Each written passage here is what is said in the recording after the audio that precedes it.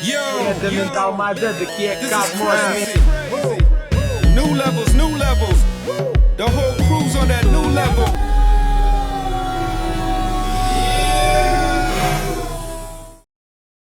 Welcome, welcome, welcome. We are back with another episode of Praçazul. I got my beautiful co-host over here, Keyla. KK, how's life? Life is good. Life is good? But it could have been better, but I'm not complaining like they say. What about you? Come on now. I'm retired. It could have been better. I'm retired. You retired? I'm retired. Like, I'm retired from, like, you're still single, right? Mm-hmm. So you're single life. Once you get, like, in a relationship, you're retired. Like, this is nothing. It's the same shit every fucking day. It's the same thing. Oh, man. You're still in the game. How's the game? How's the market? How's the market? The market. What kind of market are we talking about? You understand the game now, right? You're not one of these birds out here like, I don't know if he likes me. No. I don't know. He hasn't called me for 2 weeks, but I don't know if he likes me. Like, you're not one of those. No. Okay. Because else, I would have told you, like, yo, if a guy... I would know. I ask questions, my boy. If a guy likes you, he likes you. You don't have to, like, doubt it. Yeah. So guys are horrible. Most of them are horrible liars. But whenever they have a true feeling, whenever they're telling the truth, they tell it very well. So if a guy's crazy about you, you'll know it. You don't have to doubt, like, does this guy like me? He's calling you in the morning. He's calling you at night saying how your day was. He's asking you if you ate, all that shit. If a guy loves you, oh my God, there's no doubt in the mind that he loves you. So hopefully you're not in that phase where you're still trying to figure out, like, this nigga right here. I do feel though there's so many psychopaths. Oh yeah, that's manipulators. That is what it is. So that is what it is. You really gotta. I believe in my own sense. Like, it never fails me. Chris Rock. Can we talk about Chris Rock real quick? Hey, my guy. You think you can talk about that in real quick mode? That was yo. That he went hard. Even I was. You guys know me. I'm shock value every freaking time, and I was like, oh.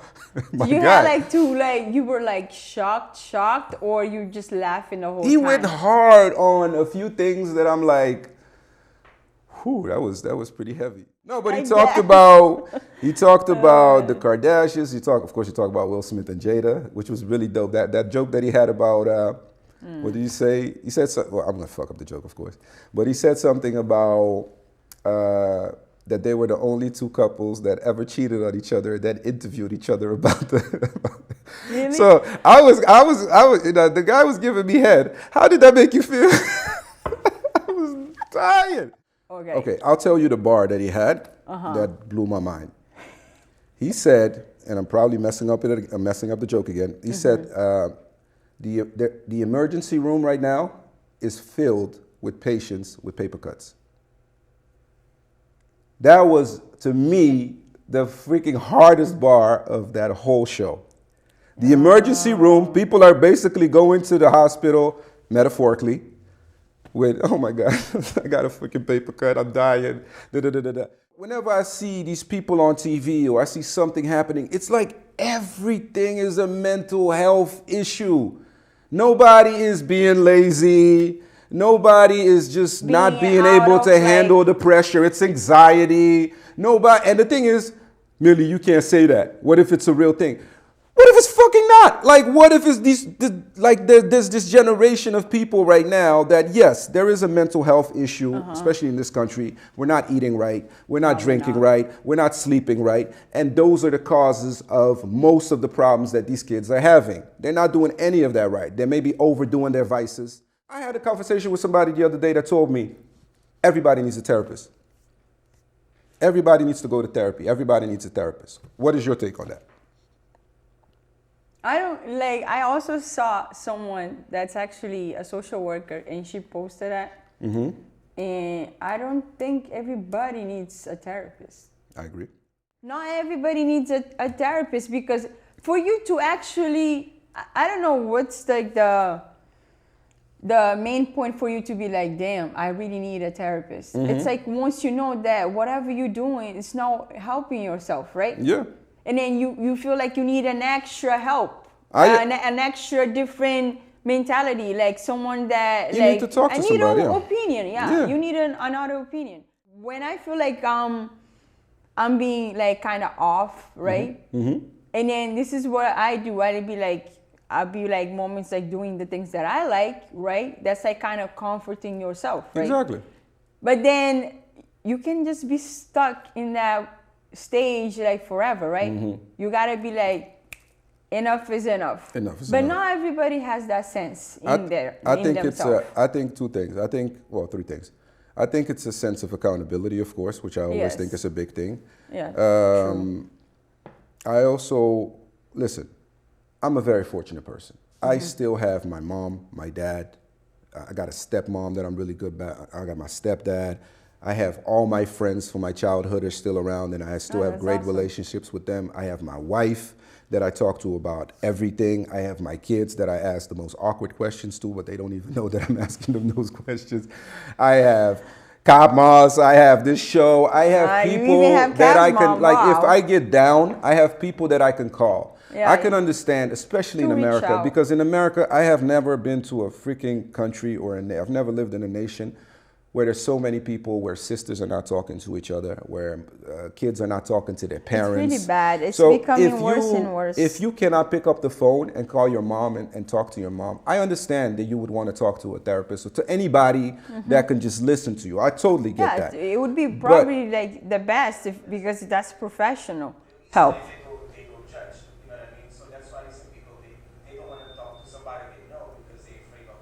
Yeah, of course. You have that too. But I got my judgy friends. I want to say that I'm a judgy friend. You are and I got my cousins. I got like my cousins Zani and Adilsa, shout out to them, or Aurizia that I can call, and I know that they've known me since I was a kid. Yeah. So they're gonna basically go back and say, Dika, yeah, you're right about this, Dika, you're wrong, but they'll say wrong in the sweetest way. So if I need that, I go there. If I need somebody to freaking give it to me straight, I'll go to my guy Cab, or I'll go to my guy Roberto. Who would give you the, if I want to go, I have but like I said, I'm fortunate. I'm fortunate. A lot of people are not. So I definitely believe that therapy is a real thing. I definitely believe that, I would never shut it down saying you shouldn't do, never. No. But not everybody needs it. There's people out here that are actually doing well and actually have people to talk to.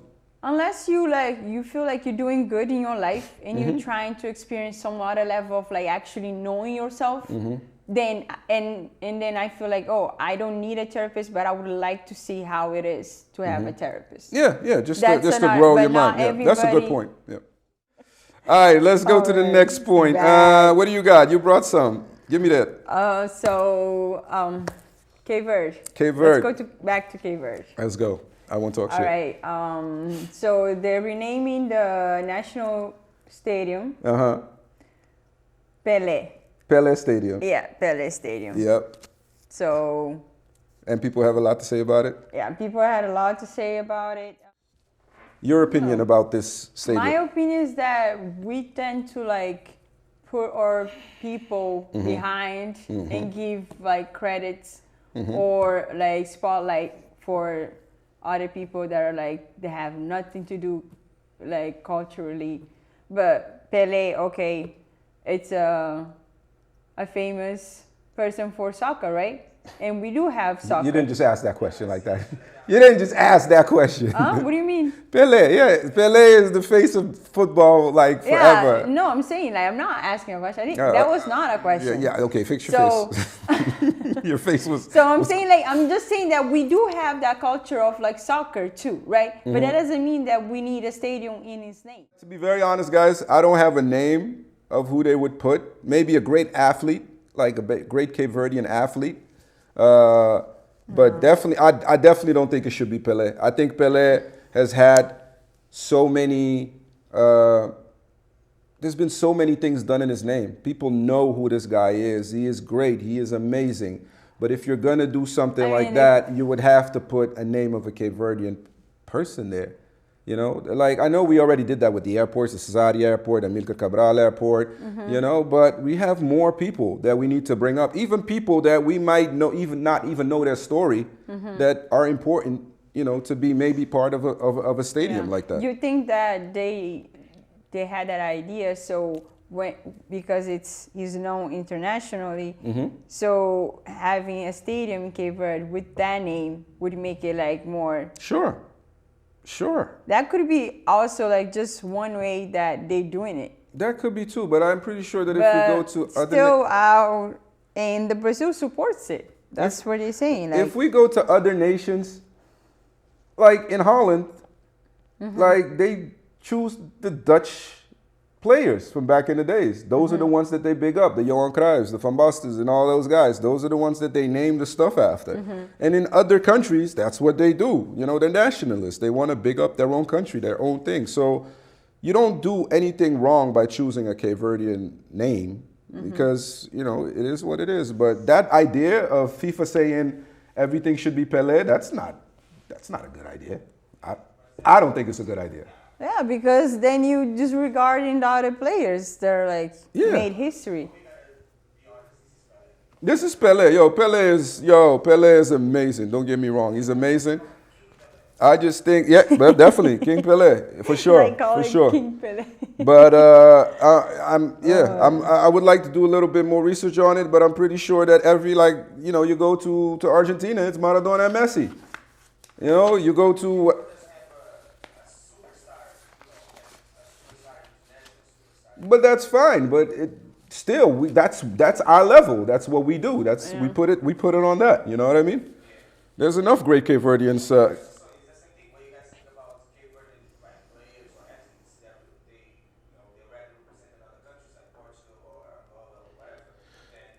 Than Cape Verde, it's easier. It's not as easy as people think it is. You know, you live in a country, you were born in that country, you know the culture of that country. Yes. Cobb, you always get that slight a lot when you talk about Portugal and people think, oh, pensa Portuguese. No, bro, I was born there. You know what I mean? I grew up there. I went to school there. This is saying that to you? This is what I know. Like me too. I'm from Holland. Like. Yeah, I love Rotterdam. I love my hood. That's where I came from. But, you know, I could still, you know, separate both things and say, hey, this is great for that and this is great for this. You know what I mean? But yeah, true. I don't like it. Not because it's Pele. I think, you know, Pele is amazing and everything. He earns this, right? He earns the right for this discussion. Definitely. If anybody does, it's Pele. But I think that they would do better if they went with somebody that's a little bit more national, because it is a national stadium. You know what I mean? Cultural, yeah, definitely. Call it Funana Stadium. No. Something that's a staple. All right, Marna Stadium. Oh, that would be freaking dope. Oh, no. Play Marna all day up in this bitch. Yeah, for sure. Hey, pop. Boy, you just said it. What do you mean no? No. You know. Why are you making it like... Not Jorge Neto Jr. Jorge Neto.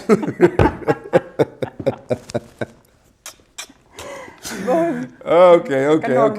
We're getting off of that. All right. Next thing.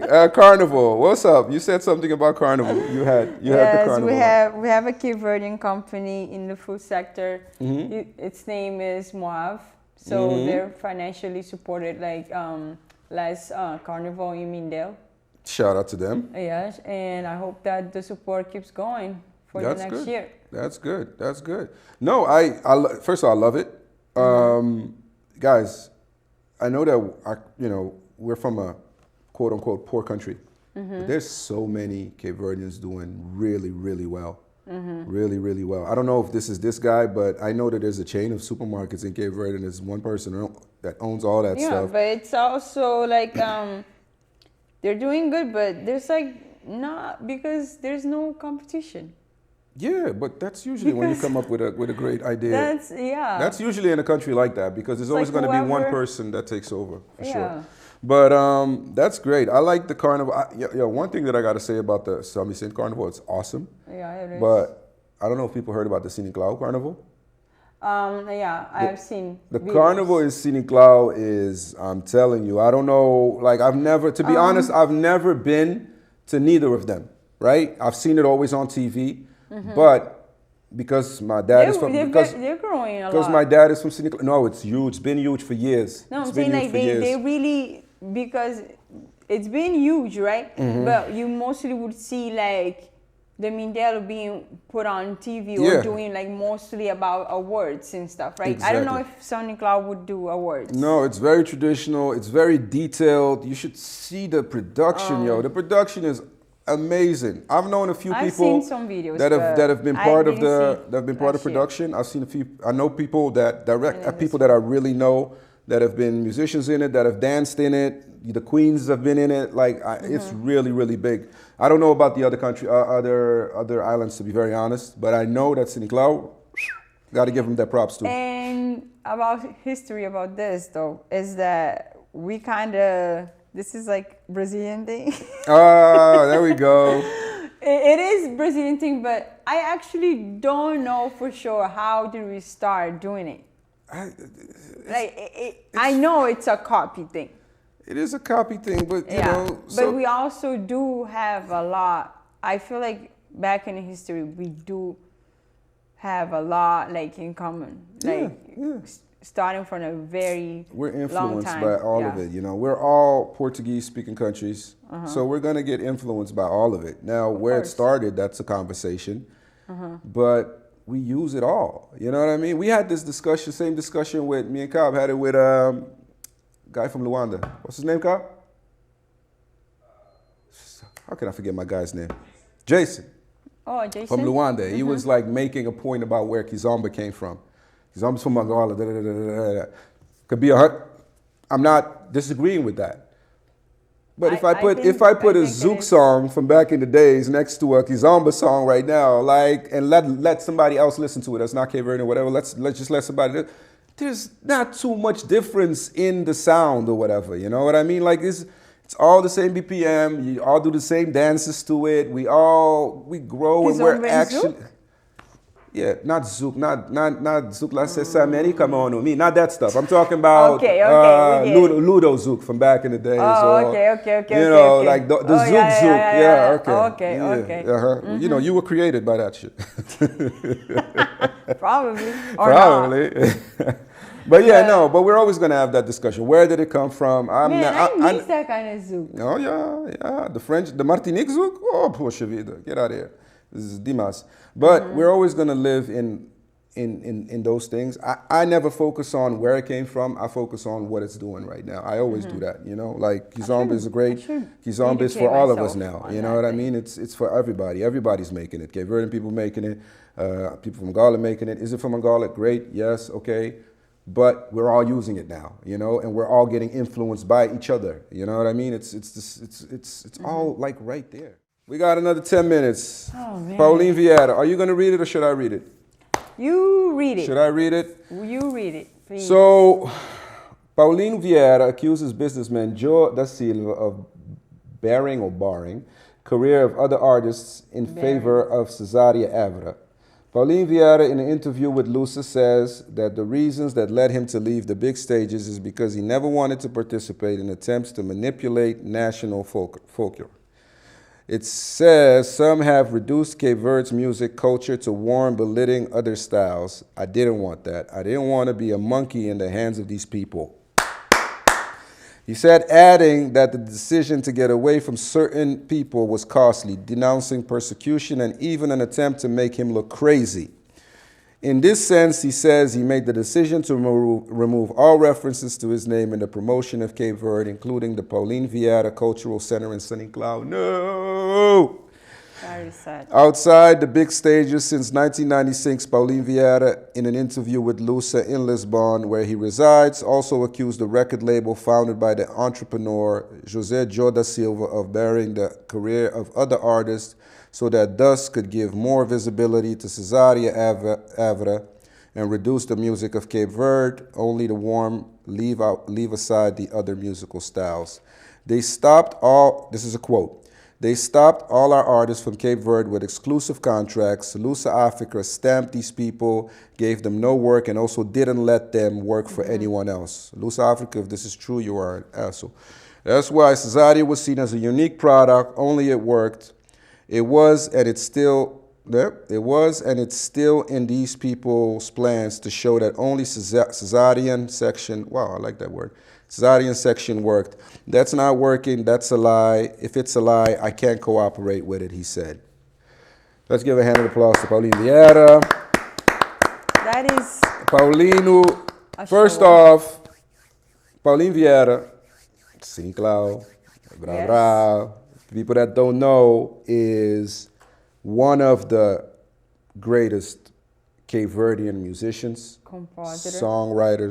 songwriter, composer, and singer of Cape Verde music, like by far. He's respected not only by the fans, but he's heavily respected by the artists. Like, I'm lucky enough to have a dad that is an artist as well and has worked with him before. There is almost no artist that doesn't say that he was the golden child. Like, this guy was so amazing in making music, gifted in playing different styles of music. He could play jazz. He could play, like, I'm talking about jazz. Like, he could play all types of styles, and that's why I totally can agree with what he's saying. Like, you know, it was brought into a box, you know, and he's like, I want to be outside the box, because he was always an outside the box artist. He was so much more. Yeah, I feel like a truly artist should be outside of the box. Outside of the box. He's definitely outside of the box. He has his own album is amazing, you know. Queria Ser Poeta, he's the one that did that. Praçazul Filho, he's the one that did that. Hello, Cabo Verde, hello. Wow, I did not know that was And just so y'all guys know, that's him doing that shit with his mouth. Like, yeah, the guy was super amazing. Like, amazing. He's the one that wrote for Cesaria, bunch of records, wrote for Ildu, Girassol, the Bana Girassol album has him all over it. Like, but now he's saying that he took everything out, and I applaud it. I freaking applaud it. Because this right here is an artist. Like, and that's what sometimes we talk about it, art, artistry and business. Artists hate business because of this shit, you know? Like, you get to a point where people are gonna tell you, yo, you can't do that. You gotta make this type of stuff. And you're like, who the fuck? You're not even the artist, you're just the businessman. Yes. You know, sell my shit, and if it doesn't sell, that's fine, that's on me. But it's at least the people that are listening to my music are liking my shit and not whatever you're saying for me to put out there. Yeah. So it's really hard for an artist. I feel bad, man, because I hate the fact that he got to a point where the cultural center in Cine Cloud, he wants to take his name away from that. I don't know why exactly, because I think that that's something that's totally separate from what this is. But if you think about it now, Cesaria is amazing. Cesaria is our queen. Cesaria, every piece of success that she had should have been duplicated, just because of, I think that she's just everything about it. The fact that she walks on stage barefooted, she just represents the Cape Verdean culture so bad, so great. Yeah, so natural. But when I look at somebody like Ilo, he should have had the same freaking success as her. And in Cape Verde might have had it, but Cesaria was selling Japan. Cesaria was selling stadiums, Paris. Cesaria, Janet Jackson, and Madonna were listening to her. She has Grammys. Nobody else really has that, you know. And we've had the Ilobes, we have Tite Paris, you know, Bana, Paulinho Vieira, you know, people that actually are on the same level as her talent-wise, or maybe even some would even argue that maybe even more, just because I don't know if Cesaria ever really played instruments or ever produced a record, and he does that. So he's seeing that, and he's like, yo, I did so much more, and, you know, was represented so little. So if that's the fact, I think that this is a real thing. I'm never really big on us putting our older generation in front of a mic, because I always loved the fact that we never had that shit, right? We never, You never heard Ildu say something wrong about Cesario. You never heard Cesario say anything wrong Yeah. about. Even if they had that, they would probably sit down in a bar and talk to each other about that shit instead of going on social media and bashing each other. Yeah. So And that you I, see- that I feel we need to be careful with because, Yeah. you know, you don't just want to get to that point because there's a class in that shit that we teach these kids out here. Like, yo, not everything is meant for public. Not every discussion is for public consumption, even though that's what we do here. But I think we should be careful with that. But I love the fact that this came out. And I'm just proud of Paulinho, definitely. I think he's an amazing artist. And every artist, the Nelson Freitas of the world, the William Araújos of the world, I'm naming those guys because they're all from Siniclau. Telling you, they go back and study this guy's music just because he was that prolific. So amazing. Yeah. So amazing. Him and my father have a very big history with each other. He even lived in my father's residency for 2 years, just there, just basically playing music with my father every year, just because he was done with the music industry and he was just there playing music every day. And my dad would just basically let him stay there and just let him live there. And they have a great relationship. And my dad never had anything bad to say about him musically. My dad adores him, like just looks at him like, dude, you're just freaking, you know. And my dad in his own right is amazing as a musician on the guitar. Like people even give him that credit. And for him to look at him and say, yo, this guy was this guy was a different level, you know. So shout out to him. Shout out to Paulinho. And I really hope that, because there was a long time that people was putting a crazy stamp on him. Because he would walk around just like you see him on this. That's how he walks around. You know what I mean? So that's why he said that. Yeah, so people look at him and say, yo, crazy person. He's nuts. He's crazy or whatever. And maybe he was made crazy by the industry, you know, which is sad. So shout out to Paulinho Vieira. Shout out to the Vieira family. And I don't know, hopefully we can give this guy a guitar and he can just make us another classic album. You guys know how I feel about albums. Great episode, man. Thank you. Thank you. I loved it. I'm not going to shake your hand because your hands is cold. Well, actually, feel my hands right now. You feel like you right don't mind. Yo, your now hands I'm are cold, cold. right? Cobb is actually now the technician in the back. You can hear him from time to time making noise. He went there because that's actually basically his field and his passion. And he's great at so many things, but I'm really happy that he took the bullet because now we can move into this beautiful spot where we at right now. And you know, I don't look as bad in front of Keyla as I did in the other. Keyla. Keyla, I like Keyla. Does anybody else call you Keyla? Oh, No. fuck it, then that's my shit now. Keyla. No. I don't approve that. Thank you everybody for watching. I appreciate it. And we'll see you next week. Yay. Boa.